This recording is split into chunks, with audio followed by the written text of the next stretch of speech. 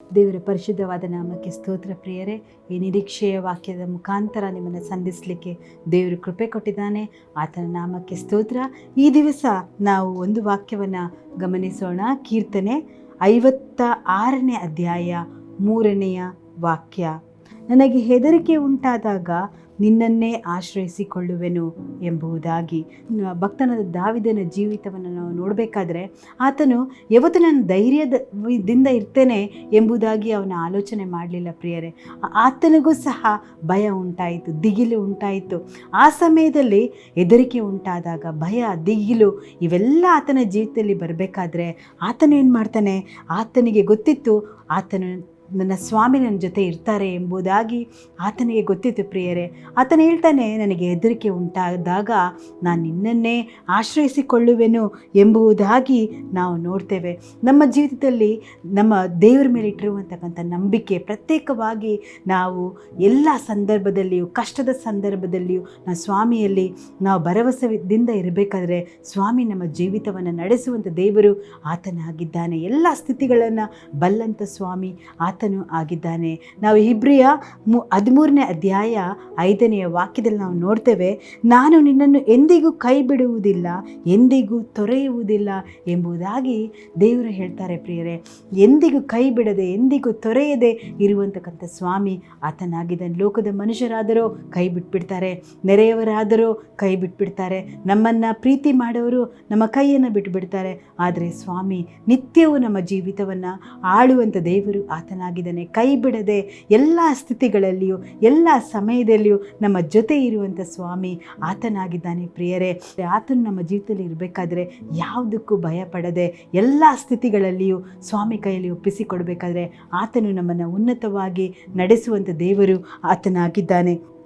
ಧರ್ಮೋಪದೇಶ ಕಾಂಡ 31ನೇ ಅಧ್ಯಾಯ 6ನೇ ವಾಕ್ಯ ಹೀಗೆ ಹೇಳ್ತದೆ, ಧೈರ್ಯದಿಂದಿರ್ರಿ, ಅಂಜಬೇಡ್ರಿ, ಕಳವಳ ಪಡಬೇಡ್ರಿ, ನಿಮ್ಮ ದೇವರಾದ ಯೆಹೋವನೇ ನಿಮ್ಮ ಸಂಗಡ ಇರುತ್ತಾನಲ್ಲ, ಆತನು ನಿಮ್ಮನ್ನು ಕೈ ಬಿಡುವುದಿಲ್ಲ, ಅಪಜಯಕ್ಕೆ ಗುರಿಪಡಿಸುವುದೇ ಇಲ್ಲ ಎಂದು ಹೇಳಿದನು ಎಂಬುದಾಗಿ. ಇವತ್ತು ಯಾವ ಒಂದು ಸ್ಥಿತಿಯಲ್ಲಿ ಅಪಜಯದಲ್ಲಿ ಕೂತಿದ್ದೀರಾ ಪ್ರಿಯರೇ? ಎಲ್ಲ ಸ್ಥಿತಿಗಳನ್ನು ನೋಡುವಂಥ ದೇವರು ಆತನಾಗಿದ್ದಾನೆ. ಅಂಜದೆ, ಕಳವಳಗೊಳ್ಳದೆ ನಾವು ಸ್ವಾಮಿ ಕೈಯಲ್ಲಿ ಎಲ್ಲವನ್ನು ಒಪ್ಪಿಸಿಕೊಡ್ಬೇಕಾದ್ರೆ ಆತನು ನಮ್ಮ ಜೀವಿತವನ್ನು ಸಾಗಿಸುವಂಥ ದೇವರು ಆತನಾಗಿದ್ದಾನೆ. ನಮಗೆ ಹೆದರಿಕೆ ಉಂಟಾದಾಗ ಆತನನ್ನೇ ಆಶ್ರಯಿಸಿಕೊಳ್ಳುವಂಥದ್ದು ಬಹು ಮುಖ್ಯ. ನಮ್ಮ ಜೀವಿತದಲ್ಲಿ ಯಾವ ಸಂದರ್ಭದಲ್ಲಿ ಏನಾದರೂ ಆಗ್ಬೋದು ಪ್ರಿಯರೇ, ಆದರೆ ಎಲ್ಲ ಸ್ಥಿತಿಗಳನ್ನು ಬಲ್ಲಂಥ ಸ್ವಾಮಿಗೆ ನಮ್ಮ ಜೀವಿತವನ್ನು ಒಪ್ಪಿಸಿಕೊಡ್ಬೇಕಾದ್ರೆ ದೇವರು ಮಹಾ ಕಾರ್ಯಗಳನ್ನು, ದೊಡ್ಡ ಕಾರ್ಯಗಳನ್ನು ನಮ್ಮ ಜೀವಿತದಲ್ಲಿ ಮಾಡುವಂಥ ದೇವರು ಆತನಾಗಿದ್ದಾನೆ.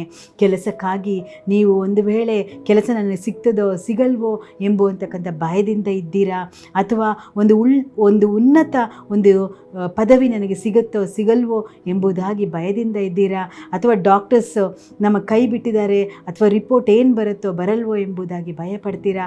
ಎಲ್ಲವನ್ನು ಸ್ವಾಮಿಗೆ ಕೊಡಬೇಕಾದ್ರೆ ಆತನು ನಮ್ಮ ಜೀವಿತವನ್ನು ಸಾಗಿಸುವಂಥ ದೇವರು ಆತನಾಗಿದ್ದಾನೆ. ಅಪಜಯಕ್ಕೆ ಗುರಿ ಮಾಡದಂತೆ ಜಯದಲ್ಲಿ ನಮ್ಮನ್ನು ಜೀವಿಸುವಂಥ ದೇವರು ಆತನಾಗಿದ್ದಾನೆ ಪ್ರಿಯರೇ. ಪ್ರಾರ್ಥನೆ ಮಾಡೋಣ.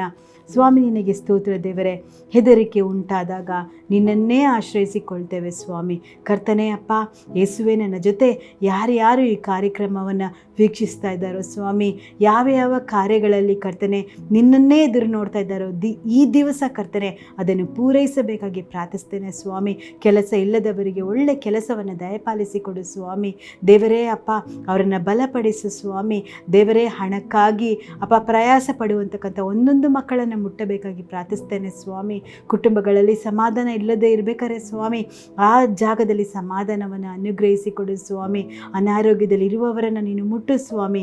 ಘನ ವೈದ್ಯರು ನೀನು ಸ್ವಾಮಿ. ದೇವರೇ, ಎಲ್ಲ ಸ್ಥಿತಿಗಳಲ್ಲಿಯೂ ಕರ್ತನೆ ಬಲವನ್ನು ಕೊಟ್ಟು ಅವರ ಜೀವಿತದ ಕಾರ್ಯಗಳನ್ನು ಸಾಗಿಸಬೇಕಾಗಿ ಪ್ರಾರ್ಥಿಸ್ತೇನೆ ಸ್ವಾಮಿ. ದೇವರೇ, ಎಲ್ಲ ವಿಷಯಗಳಲ್ಲಿಯೂ ದಿಗಿಲನ್ನು ಉಂಟು ಮಾಡುವಂತಕ್ಕಂಥ ಎಲ್ಲ ಕಾರ್ಯಗಳನ್ನು ಕರ್ತನೆ ನಿನ್ನ ಕರೆಗಳಲ್ಲಿ ಒಪ್ಪಿಸಬೇಕಾದ್ರೆ ದೇವರೇ, ನೀನು ಅವರ ಜೀವಿತದ ಯಾತ್ರೆಯನ್ನು ಸಾಗಿಸುವಂಥ ದೇವರು ನೀನಾಗಿದೆಯಲ್ಲ ಕರ್ತನೆ. ನನಗೆ ಅಸಾಧ್ಯವಾದ ಸಂಗತಿಗಳು ಒಂದಾದರೂ ಉಂಟೋ ಎಂದು ಕೇಳುವಂಥ ದೇವರು ನೀನಾಗಿದೆಯಲ್ಲ ಕರ್ತನೆ. ಅಪ್ಪ, ಈ ಸಮಯದಲ್ಲಿ ಅಸಹಾಯಕ ಸ್ಥಿತಿಯಲ್ಲಿ ಅಸಾಧ್ಯ ಕಾರ್ಯಗಳನ್ನು ಅಪ್ಪ ನಿನ್ನ ಎದುರಲ್ಲಿ ಇಟ್ಟುಕೊಂಡು ಇರುವಂತಕ್ಕಂಥ ಅಪ್ಪ ನಿನ್ನ ಮಕ್ಕಳನ್ನು ನೀನು ಮುಟ್ಟಬೇಕಾಗಿ ಪ್ರಾರ್ಥಿಸ್ತೇನೆ ದೇವರೇ. ಅವರ ಜೀವಿತಕ್ಕೆ ಕುಟುಂಬಕ್ಕೆ ನೀನೇ ಆಶ್ರಯವಾಗಿದ್ದುಕೊಂಡು, ನೀನೇ ಅವರ ಕೋಟೆಯಾಗಿದ್ದುಕೊಂಡು ಅವರನ್ನು ನಡೆಸು ಸ್ವಾಮಿ. ಅವರ ಜೀವಿತವನ್ನು ಸಾಗಿಸಿಕೊಡು. ಎಲ್ಲ ಪ್ರಾರ್ಥನೆಗಳು ಯೇಸುವಿನ ಹೆಸರಲ್ಲಿ ಬೇಡಿದ್ದೇವೆ ತಂದೆಯೇ, ಆಮೇನ್.